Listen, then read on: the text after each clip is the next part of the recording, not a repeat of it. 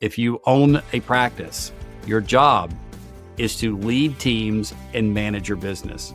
It is not to produce your product. That mindset will be everything. Hi, I'm Matt Tate, founder of Decimal and host of After the First Million podcast. And like you, I've taken the leap, not just to start a business, but to scale and grow it. I've hustled from zero to that first million, and now I'm building for the next 50. I know firsthand what the messy middle looks like.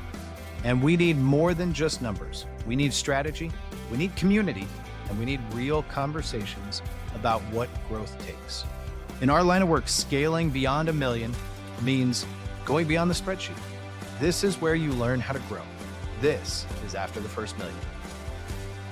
All right, welcome to today's episode of After the First Million. I'm your host, Matt Tate, CEO of Decimal. I couldn't be more excited for today's guest, Joe Woodard.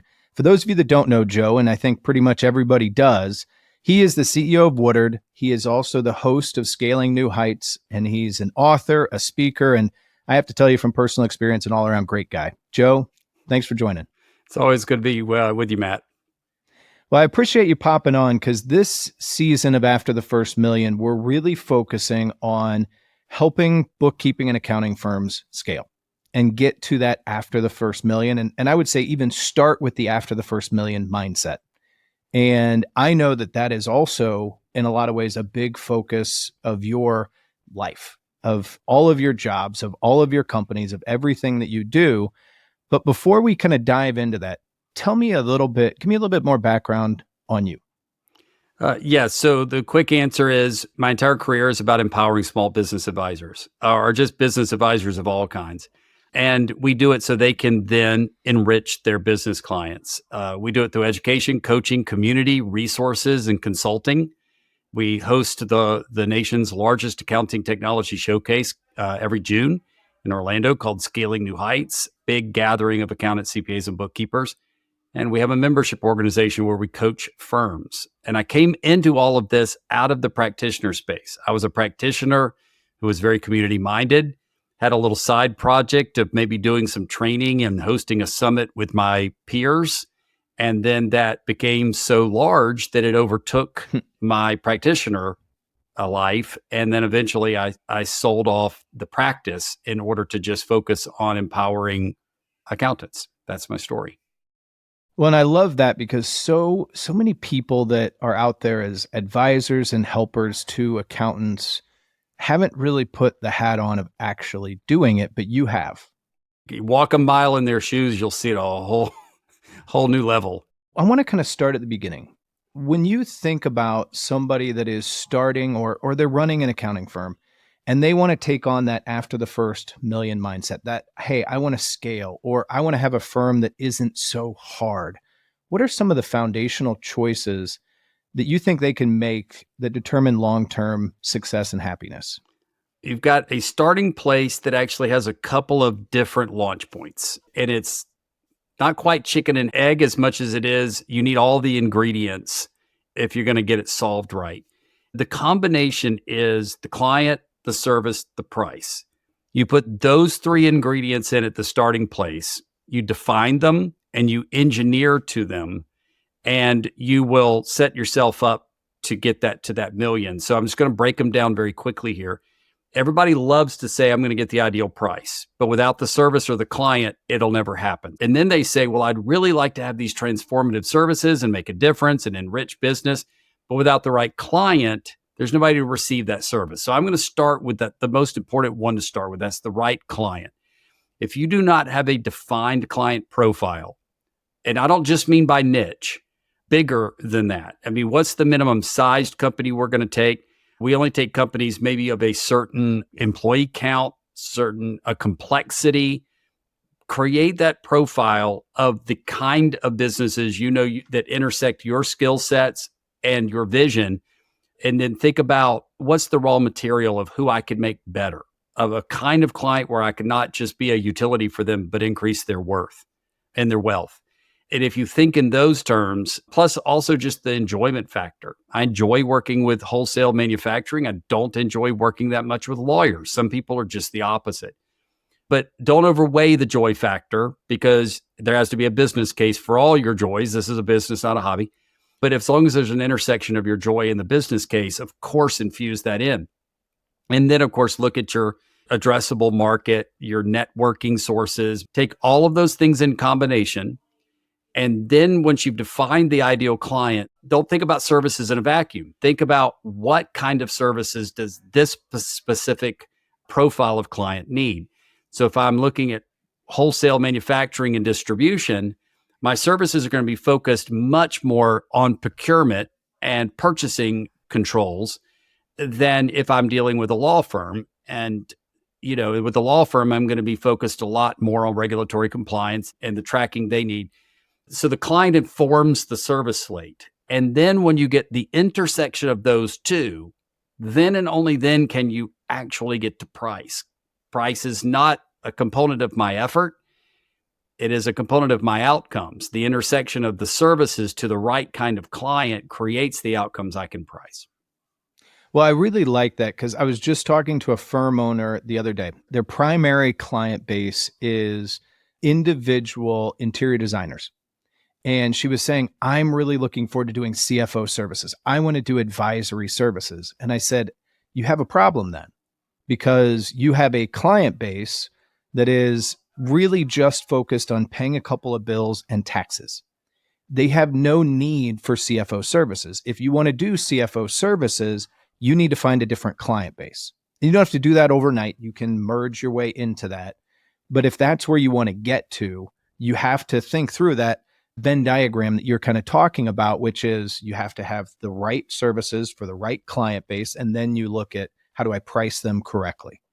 One of the things too, and I'm sure you see this a lot, I find that a lot of people are better than they think at the first Venn diagram of right services and right client base.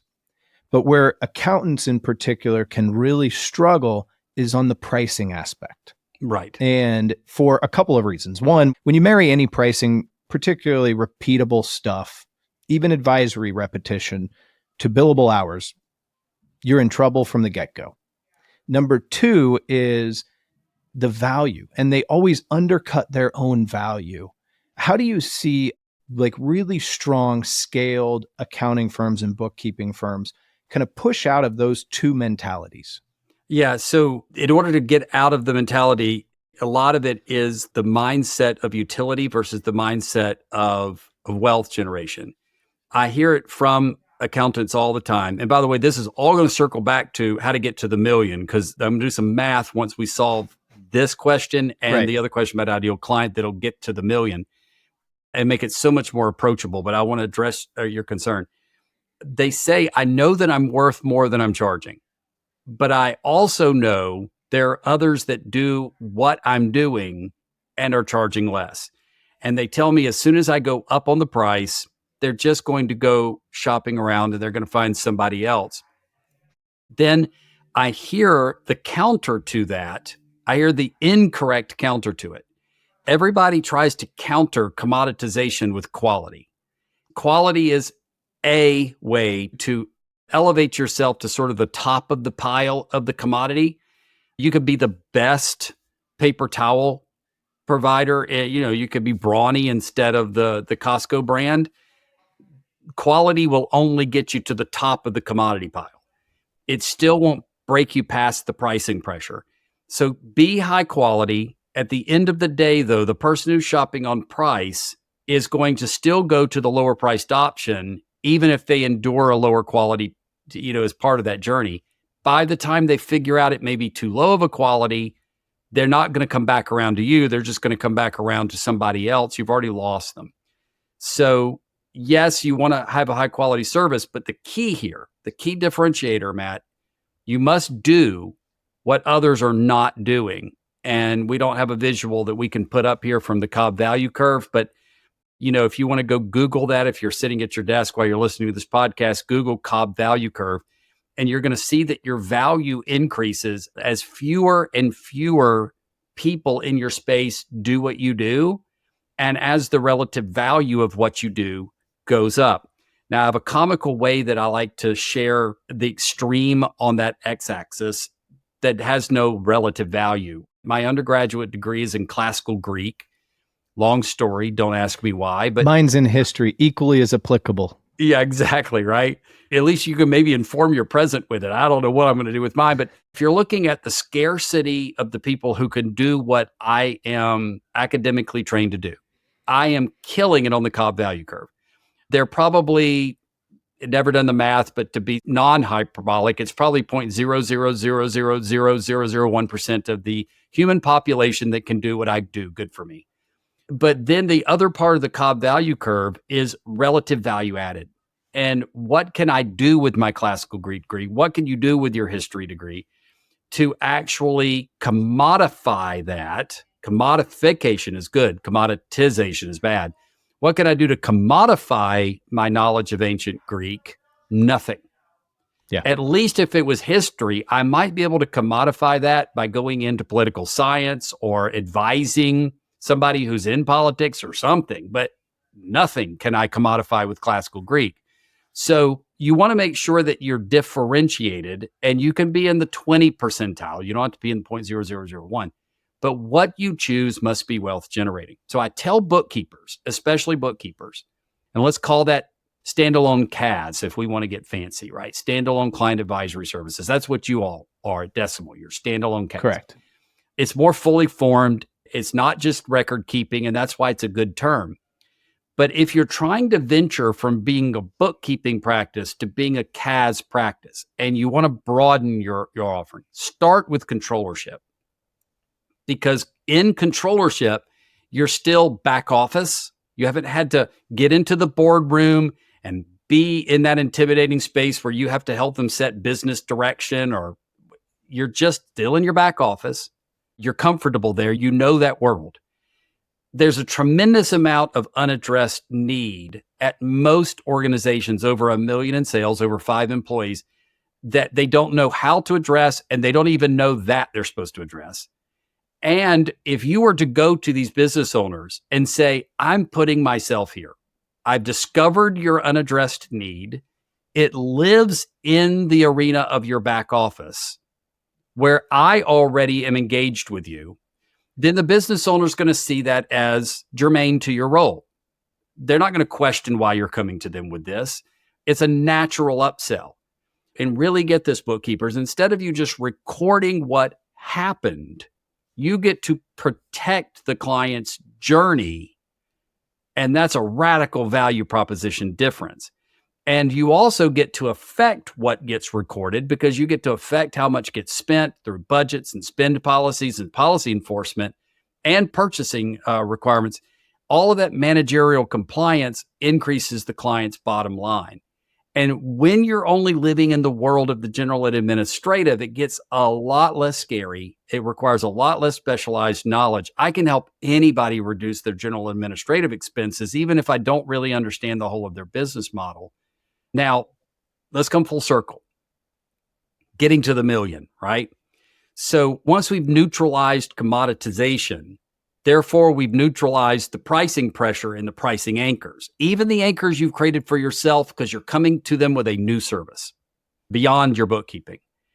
All right. Then you can put the value of that client relationship on a couple of different legs. One is internal cost displacement. What would it cost for you to get a part-time controller in here to manage this internally? Well, a controller is usually about 100,000 plus. Oh yeah. 50,000 for a part-time, 30,000, 25,000 for a fractional. Oh yeah, that's right. I'm the third one. I'm a fractional CFO, which means I just jumped my monthly recurring revenue up by about 2,000 to 3,000 to be the fractional version, not the part-time version, not the full-time version. Now I've just framed that where the client's saving $75,000 a year over hiring a controller, not spending another $25,000 on me. But there's more, because now as a controller, I can save them back all that money on the bottom line with the expense and cost overruns. I can project that spending out with a little discovery. Let the client impose whatever value they want. In the client's mind, I might be saving them back that whole $25,000 or more, or I might be saving them $10,000. Either way, it makes it a lot easier for me to create a new $2,000 upsell to my bookkeeping. Well, and I think There are two things that stand out in what you said that I think are really important for people to kind of internalize. Number one is my COO, Michael, has a really good way of framing it to everybody when he talks about change. He says, let's crawl, walk, run. A lot of people think, I've got to get here. I have to leap forward. No, you just have to take the first step and then the second step. And building out that plan. And like you said, building your way from being a recorder to being an enabler, to being an improver, to being an advisor. And a protector. I love the word protector. I like protector. I really like that type of mentality of building yourself up. It also takes the intimidation away from a process. If you look at something as one step at a time, it's easier to walk a mile. If you look at it as I have to get a mile, all of a sudden that can be intimidating. So can I make it even more stair-stepped? Underneath controllership, you've got 3 different components: regulatory compliance, managerial compliance, and risk mitigation. Not all people define it that way, but that's how we define it, those 3 legs. Then you could take each one of those and subdivide it more, create baby steps. Underneath managerial compliance, you have spend management. All right. Underneath spend management, you have general administrative assessment, recurring expenditure, passive expenditure assessment, and you have budgetary controls and purchasing controls, which means, Matt, someone could take their first step to being a controllership services provider if they do nothing more than analyze recurring spend. What you've also hit on, and I think it's one of the key problems that I have with accountants in general, is a lot of this is really all about reframing the problem and reframing the solution. If you look at it as, I've got to get you to pay me more, you are going to lose that battle 99 times out of 100. You're going to luck into one, guaranteed. But if you look at it as, hey, you have this problem, you have this need, I'm going to help you solve that need. Here's what it costs. That is a great reframing. And then if you add to it what you said, which is, and by the way, here's what it will save you, and here's what it will get you, and here's how it will improve and protect you. All of a sudden, you've reframed it into something that they kind of have to do. And you are a lighter cost than any of the other alternatives that they have. And the term I like to use is I'm lighter. Like I talked about, I'm a fractional controller, not a part-time controller, not a full-time controller. So lighter is a good word. And contra is a good word. Now, I don't say necessarily use it with your clients because they don't know what it means, but whenever I'm talking to bookkeepers, they get contra expense. And so I tell them, if you are an agent of savings for a client, then you are a contra expense to your own expense line. And the light bulbs come on, right? I'm an offset. I'm an organic offset. We've been kind of going all the way around this question you asked about getting to the million. How do bookkeepers get to the million? So I'm going to answer it now that I can answer it. Client, service, price. When I was growing up as a kid, cartoons were something that only occurred on Saturday morning, and they only occurred on 3 different stations that you came through the airwaves. Nobody watched PBS. That was documentaries on nature. We only went to CBS, ABC, NBC, and that was where all the cartoons lived. And on every one of those networks, always interspersed between the cartoons that we would be watching, was this commercial for Tootsie Pop that was absolutely brilliant. You can go Google it. It's on YouTube. It's so low budget and it's perfect at the same time. It's this little boy asking the owl, the wise owl, Mr. Owl, how many licks does it take to get to the inside of a Tootsie Pop? And the owl licks it twice, bites it once, which is what everybody does with a Tootsie Pop, and says 3. Okay, brilliant advertisement. Why do I bring it up? Because if you were tuned out in this podcast, I was trying to tune you in with a weird story of an owl so that I can get to this. How many clients does it take to get to $1 million? Not every client will be 2,500. Some will be more, some will be less. But if your average monthly recurring revenue per client in your portfolio is 2,500, it takes 32 clients per million. What I would like to do is take this idea out of people who may be listening in and say, if I'm going to have $1 million practice, then I have to have a lot of clients, hundreds. I have to have dozens of employees, or at least a few. I have to outsource to some other country only to get to $1 million. I would say if you have the right client at the right price with the right wealth generating or savings based controllership service offering, you don't even have to be in FP&A yet, just controllership. At 2,500 per month, you can have 32 clients with a couple of people or yourself, the right technology, and a few outsourced folks, and you could be $1 million practice. Then the really exciting question, Matt, is 320 clients is an 8-figure run rate. Some people listening here have 300 plus clients and they haven't reached $1 million yet. I'm telling you that 300 clients should be 10 million if you're priced right with the right offering. I agree completely. And you know what you hit on, which I think is really important, is technology. And I want to bring that into a large kind of contextual. You also brought in offshoring, which I think is really important to the context of this getting to $1 million. When you want to run a firm, I think one of the things that I see people struggle, and I'd be interested in your thoughts on this, is just running a business. And you and I get this, running the businesses that we run or have run. You have to balance a lot of different things. You have to balance clients, you have to balance sales, you have to balance technology. You have to keep track of 1 million different things. How do you look at these accountants today and say, here's how you get to $1 million with the 32, 33 clients, maybe 10% attrition a year, so you're adding 3. Say you just want to be that. You can make $400,000 with $1 million and 3 employees. I wonder how many people are listening that actually with $1 million could say they have that. And I'm going to say very few. Because 66% gross profit margin is the target we shoot for. And then everything below that, pay your G&A. And 400, right in that 350 to 400 range is what you should be taking home. And so if that's what we're striving for, how do you balance all of the different things? How do you look at technology, outsourcing? I look at outsourcing, at offshoring. We'll call it that, because there's offshoring, onshoring, nearshoring, there's all this stuff. But we're going to call it offshoring because that's really the model we're looking at. That is a necessity in the horizon of the next 12, 18, 24 months, maybe a little beyond that.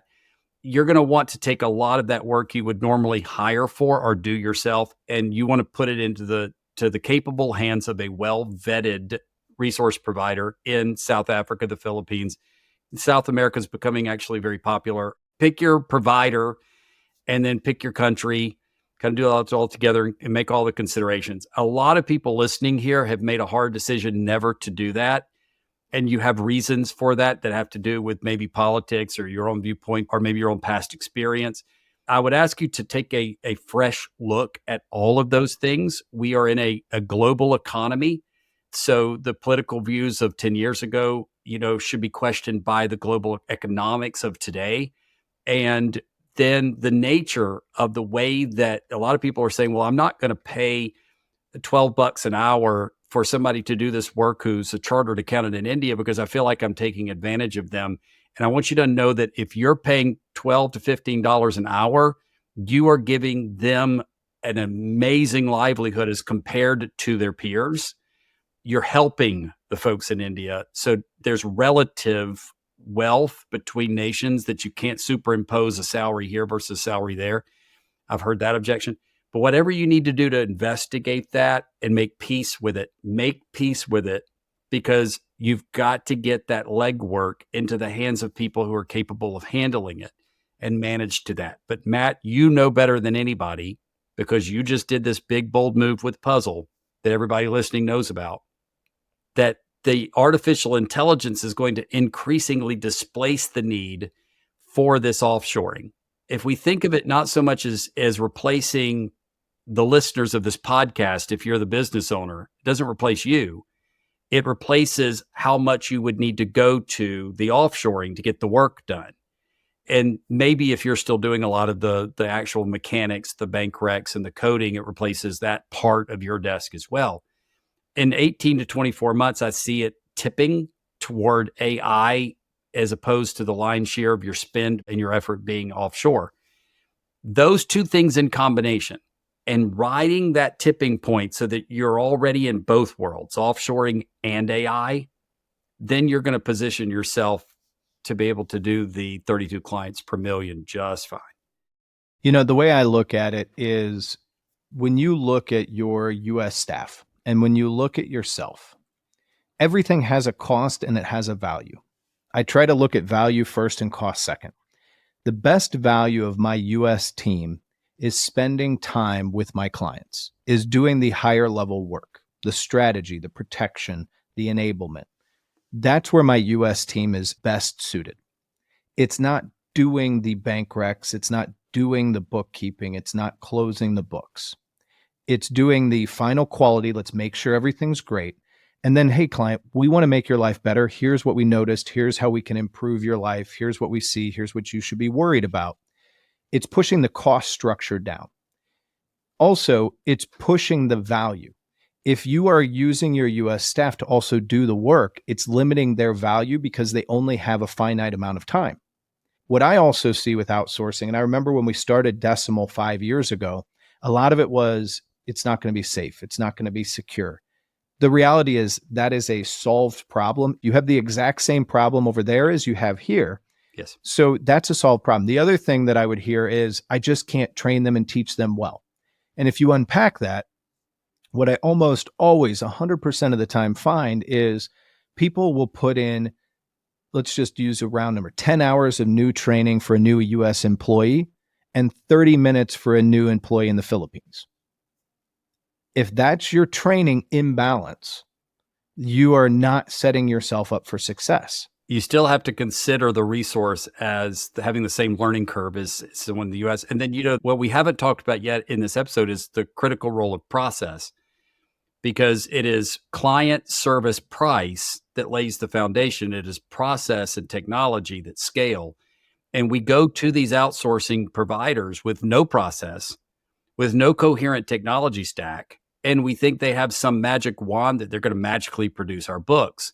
They don't have a magic wand. They need to follow a process just like any team member would need to do. And you need to look holistically at process. You need to look at, how do you build a process for quality and accountability for your team doing the work? You then need to build a process for your team talking to clients or yourself. And then you need to also build a process on how those two communicate together. I would argue you should never have the same person doing the work as communicating with a client. Yeah, The agreed. cost structure is totally unbalanced. But I think that process you get to is so important. And what's interesting to me is, I think so many people that run and start accounting firms and bookkeeping shops, and I think it happens in all professional services, they're so good at doing the work, which is why they start the business or the firm. And then they keep doing the work instead of running the business. How do you advise people on making that transition? Because I actually think that's one of the key transition. There are two different things you're going to have to lay down to make this work. You're going to have to lay down your core passion, because you got into, many of you, tax preparation and bookkeeping and financial reporting because you love it. And you're going to have to give up what you love in order to scale your vision. I'm living that out where I want to be, because my background is for manufacturing, wholesale, and distribution, where I would rather be no other place than a warehouse, walking around, analyzing what's happening with the organization, that warehouse, and transforming the way that that business operates. If I ever do retire, that'll be my retirement job, is to go do that. And we helped to reorganize the warehouse operations for Elf on the Shelf. We really did a lot of this warehouse transformation work for notable brands. Very scaled companies, very rewarding. And I don't get to do it anymore. Even when I had a company that did warehouse transformation, which we only divested 14 months ago, I never got to step into a warehouse. I had to give up the thing I loved in order to lead the people who get to do what I love. Right. And I get to be hot mic with you here today, and I get to share with folks. Only about 10% of what I get to do in any given day is speaking and teaching and educating and coaching, because if I do too much of that, then I've stopped leading a company that does that. So give up what you love. All right. And the second thing is embrace the imperfection. When somebody else is doing the work you used to be doing, they won't do it like you did it for sure. They probably won't do it as perfectly as you did. And you might mix those two up and say, doing it the way I did it and doing it as perfectly as I did it, those can get conflated, right? But if you can give up the quest for perfection and embrace the messiness of people, your ability to scale the value, both within each individual client relationship and across your clientele, will be higher, disproportionate to the number of errors you're going to introduce and the number of errors you're going to have to navigate. And that's a solved problem too. You have producers, you have reviewers. Reviewers are often your account managers until you get to the point where the account manager is different than the reviewer. So you can solve for this, but you have to think of yourself as a navigator of the messy rather than a preventer of the messy. And if you can't ever get in that mindset, you won't let anybody else touch the client work. I don't know about you, but this is where I actually find that as a business owner, taking a step back and actually writing out a company mission and values can be important. Yes. Like for us at Decimal, our mission is to make it easier for businesses to just be in business. My job is to enable my team to do that. The way that I impact it isn't hopping in on a day-to-day basis. Granted, if I tried to do accounting, we're all in trouble. So literally, I physically can't do it. But my job is to enable my team to then help these businesses make their lives easier. Exactly. And if I'm doing my job better, their job is easier. And it's moving from the trees to the forest. And my job is to plant trees and grow the forest. And watch it at that altitude. And this is where I would encourage anybody who's listening that hasn't read The E-Myth by Gerber. I would recommend that you read that book because that's exactly what we're talking about here. It will give you the mindset and the pathway to measure what you're doing in this role. The bottom line is, I'd actually have people say this whenever I'm teaching from the main stage. I'll have them say aloud with me, I am not a bookkeeper. I am a business owner of a business that does bookkeeping. And then I'll just turn right around and say it again. I'm not a tax preparer. I own a business that does tax preparation services. And this is the mindset that Gerber says. And it's the reason the entrepreneurial part is the myth part, is that you can be an entrepreneur, build a business, and still do the work of the business. So listen to me, folks. Your job, if you own a practice, your job is to lead teams and manage your business. It is not to produce your product. That mindset will be everything. That's so huge, taking that business owner mindset. So I want to touch on a touchy subject that I've seen, and I bet you've seen a little bit of it too. As I've looked at other firms, as I've advised firms, as I've looked to acquire firms, one thing I've found to be a little bit crazy and very enlightening is how poorly their internal books are or their internal economic processes. Yes. The cobbler's kids are very barefoot. If you want to run $1 million practice well and make that $350,000, $400,000, that is not going to be possible unless you eat your own dog food. Yep. How do you help people to do that and kind of actually see that? Because it's insane to me that it's so prevalent. Yeah. And sometimes they see it, they just don't manage to it. And it's because of the cobbler's kids, the barefoot thing. There's so much truth to that old cliche. The way that I get them past the barrier, it's either knowledge or it's attention. And I find it's typically attention. They know these things are bleed out spots. They don't pay attention to them. So I kill a couple birds here with one stone. I'm trying to show them how to do controllership services and financial planning and analysis services. I make them their first client and generate some short-term wealth within our coach program by basically making them the client of my controllership services that I guide them to embrace. Then they get inspired, they get excited, and then they realize that they can turn around and do this for others. So physician, heal yourself, that old saying, I make them their first patient. I like that. Take your own medicine, eat your own dog food, whatever the analogy is. It's so important to understand your own health so that you can understand how to improve. And there's something bigger than that, even beyond that, because they see that. And I agree with you 100%. Until they realize that the next step beyond healing themselves is a commodified opportunity, that I'm really just using myself as a prototype to go make new money, then they all of a sudden care about healing themselves, but only because they're the prototype. Every time I've tried to get them to do it just solely on the merits of what you've said, because it's the right thing to do to be a business owner, I like that. I like the doorway to opportunity is doing it and improving yourself. Yes. So Yes. one of the things that, and you know that I have a huge passion for this, but you and I have talked about it quite a bit, even recently, is also making sure you're using the right tools. We've talked about people, we've talked about price and value, we've talked about process. Now let's talk about the importance of finding and using the right tools and the right technology. Mhm. How do you frame, and I certainly have a lot of very clear opinions on this, and I'm happy I'll walk through my tech stack in a minute, but how do you walk through with these firm owners how to look at tooling? Yeah. Well, and that comes at it depends firm by firm where we start. First, we categorize it into bookkeeping productions, category A. If they have a tax arm, then we talk about, streamlining that, but that's usually through GL integration is the way we'd approach that. And the tax organizer, modernizing that, making it virtual, putting out in a web interface. But focusing mostly on CAS, since that's the more complicated stack, we put it into buckets of this is a production software.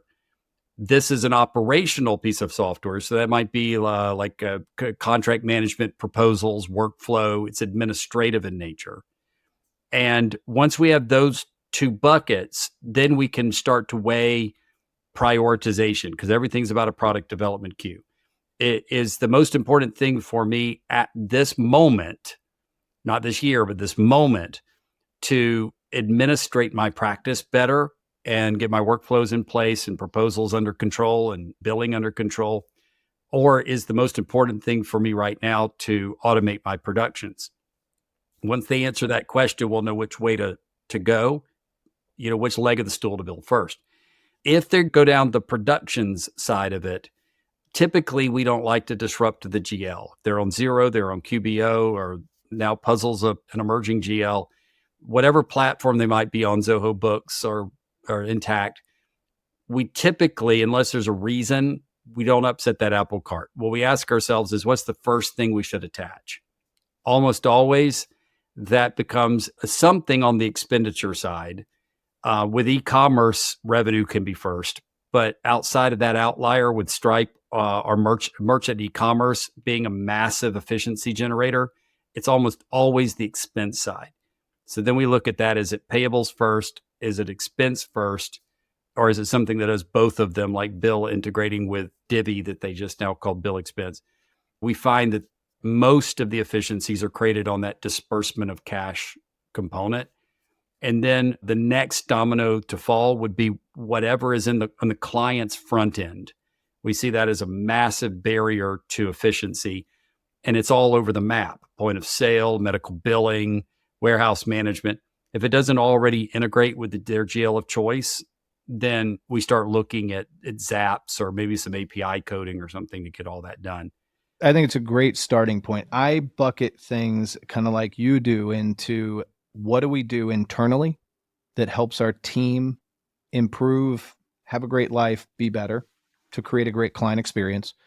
And what tools do we let our clients use that also helps improve their experience? So starting on the client side, on the revenue side, we always chose to use QuickBooks as the only ledger that we would work in until we launched our partnership with Puzzle. And earlier we did launch one with Zero. But we said, hey, our teams are all going to work within that ledger, and we're going to make sure that every other tool integrates with one of those or all of those ledgers. And we wouldn't work in anything desktop. We wouldn't work in Intact or NetSuite. We'd convert everybody, or just, I think one of the things we haven't touched on in scaling to a million, you need to get really good at understanding why and saying no. Yes. No is one of your most powerful terms. Understand what's good revenue for you and bad revenue for you, because there's a difference and it's always one or the other. And you say no to tech as well. And if it makes you feel better, say not yet. So we started with that ledger, and then we built in a couple of tools for each that we would work in. And then on the internal side, we looked and we said, hey, we need to find a great workflow management tool for our team. And for that, we picked Keeper. We used to be on ClickUp, but we loved Keeper because of two things. One, the team's amazing and they integrate directly onto the GL. And that's a really big thing, because what you learn when you have a scaled company is context switching is where you lose money and time. When somebody has to go from Bill to QuickBooks to Ramp all over the place, all of a sudden you lose time in between systems. And so having the integration of Keeper on the GL was a big thing for us. Then we use Front for communications and understanding how we communicate, how we ticket with our clients, putting in SLAs for response times and all of that stuff. But then adding Retool as a layer on top of all of it to do reporting on everything. So we have a management layer to understand how our quality of relationships are, how our quality of work is, really being able to be managers in a scaled firm. Right. And not everybody needs to get there, but having the basics of those tooling so that you can understand where and why is so important. And then what you do as the business owner is on a regular basis, we look at where are we losing time and money and how do we improve that? And that's where we saw Puzzle as a great opportunity, because even though our team in the Philippines is very cost effective, if we can get the exact same staff to do 10x the work because they're now reviewers instead of doers, all of a sudden that's a huge gain for ourselves and the firms that we help. And so that is how I kind of view each individual addition is, number one, put the framework and the foundation in place. And then as a business owner, analyze where are your gaps, and then put a change management plan in place for how do I fix each one. Yes. With prioritization, of course, because not all gaps are equal. So I like how you introduced the client experience piece, because the buckets of what do I take to run my business, what do I do to produce my product, they do have an intersection point with the client at the client experience side. And the client experience can intersect the workflow, which could be my production software or my management software. They could also intersect my production software. They could approve a bill queue for payment in an AP solution. So yes, all of the above. But I will tell you that a stack is a stack, meaning you can build it piece by piece. But if you're not building it to a plan and you don't understand how it fits into the larger whole, then you're just sort of chasing shiny objects. Build a robot, not a Frankenstein. Exactly. Thank you. And so many people have that problem where they just do, and then they keep doing, and then they look, and all of a sudden they have a Frankenstein that doesn't work. Yes. But you're right. If in so many ways, your tech stack, your processes, your work-life balance, your firm, if you really sit down and take the time to design out what the end state should look like, then you can build to it. And also give yourself a grace and understanding that it's going to change. And that's okay. Yes. Everybody's life and stuff changes. So, Joe, as we're kind of winding down, I put out there on LinkedIn a couple of weeks ago that I think this is the single most exciting time to be in the accounting industry, period. I think with where we are in terms of globalization of workforce, with where we are in terms of technology, in general, I think this is an amazing and exciting time. But so much of what I hear right now is fear. What camp are you sitting in right now? The hope and excitement or the fear? I'm sitting in the hope and excitement with a caution. If you're not proactive, then this positive disruption that will become a negative disruption for you. So you can't do nothing and expect to receive the positive side of it. As a matter of fact, it's worse than that. You do nothing and you should be afraid. But the positive message is there is a path. There are actions you can take. There is an adoption curve with the right kind of plan. Follow the example of Decimal. They're well researched. They're super smart people. Follow our ideal practice model. Get involved with Woodard and let our coaches guide you through this process. Because if you embrace the opportunity, Matt, you're absolutely right. It's the brightest day for you as a practice. Ignore it. It's going to be your darkest day. Well, and I think there's so much, and one of the ways that you and I have bonded over the last couple of months and years is you've always had a passion for helping these firm owners. I started with a passion to just help businesses and grow Decimal, but that's expanding now to also helping try to make it easier for people to run their own practice. And I think there are so many people out there that are willing to help. Finding the ones that are credible, like Joe, who have actually run a firm, is a really important thing. Joe, if people want to find out how to get help from you and your team, where can they go? Well, it's really easy. My last name, Woodard, with one W, not Woodward, Woodard. So just go to woodard.com and you'll find out everything about our national conference, our coaching program, our ideal practice model, and also the Woodard Report, which is free for everyone to read. Now, in addition to that, you also have Scaling New Heights. And as you and I were talking before we popped on, Sasha Orloff, CEO of Puzzle, and I are going to hop on the main stage and talk about AI and practice and Puzzle in particular. But if people want to go and learn more over a very condensed period, tell me more about scaling. Yeah. So you could also find this at mylastname.com, woodard.com, and just go to our annual conference pages. It's called Scaling New Heights. We're in our 17th year. And as I alluded to earlier, it is the largest accounting technology showcase in the United States. It is the third largest conference. The only two conferences that are larger than ours in the country are AICPA Engage and Intuit Connect. And that puts us in pretty good company with the multi-billion-dollar organizations. It's largely a CAS conference, but we do have an entire track for tax preparers too, especially if you're interested in representation and analysis work. We're not your tax update show, but you want to expand your services and offer value over the top of preparation. We've got a track for the tax advisors as well. Well, I love it. And Joe, I think this is going to be huge for people that are thinking, I'm looking at the future and how do I ride the wave? How do I get into it? How do I improve? So I really appreciate the time today. And Joe, I really appreciate you. Enjoyed being here, Matt. Thank you. Thank you. As you all know by now, growth doesn't stop at the first million or the first milestone. It's about what comes next. Build your firm as if you've already passed that first million and you want to keep going. In every episode, I'm going to sit and pull out each key lesson to help you grow after the first million. Here's what stood out to me from my conversation with Joe Woodard. Joe has an amazing amount of experience.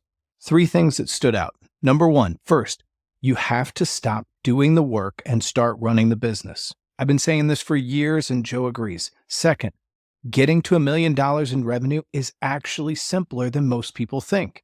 Third, AI and offshoring, they're not threats. They're tools to help make growth easier. So unpacking these, start running a business. If you own a firm, your job is to grow, to lead teams, and to manage a business, not just to produce work. That's hard for so many accountants and really anybody in professional services because you start a business because that's what you want to do. To truly grow that business, you have to step out of doing the work and into managing a company. Too many firm owners stay in the weeds, and that takes away the focus, and it's what makes it hard even if you do keep growing. All right, second, getting to $1 million is actually simpler than you think. One of the biggest problems that I see in firms today is the average size and monthly payment of each client. Joe breaks it down. If you actually average a monthly client revenue of $2,500, you will only need 32 clients to hit $1 million. Think about that. If you can average 2,500 with 32 clients, you can hit $1 million. That's easier said than done, but it's also very, very doable. The key is to move beyond bookkeeping to controllership, to advisory services, to being that advisor and true helper to your clients and to the businesses that they represent. Finally, number 3, AI and offshoring. They're not threats, they're tools. The firms that succeed going into the future will be the ones that embrace AI to automate manual tasks and offshoring to help scale the remaining tasks efficiently. This doesn't replace accountants. Nobody should be talking about replacing accountants. What we are talking about is freeing people up to do higher level work, which increases those ACVs, makes it easier to get to $1 million, and also helps clients make smarter business decisions, which also helps you maintain your client base. I'm excited to see how more and more firms shift to this after the first million mindset and to value over utility. The most successful firms won't just think about how do I do the work, they'll protect, guide, and improve their clients' businesses. This, in my opinion, and Joe agrees, is the single best time to be in accounting. Thanks. Thanks so much for listening. After the First Million is presented by Decimal. To listen to more episodes and find tips to help make running a business easier, visit decimal.com/AFM. Want to join the conversation? Reach out to me on LinkedIn and let's explore the messy middle.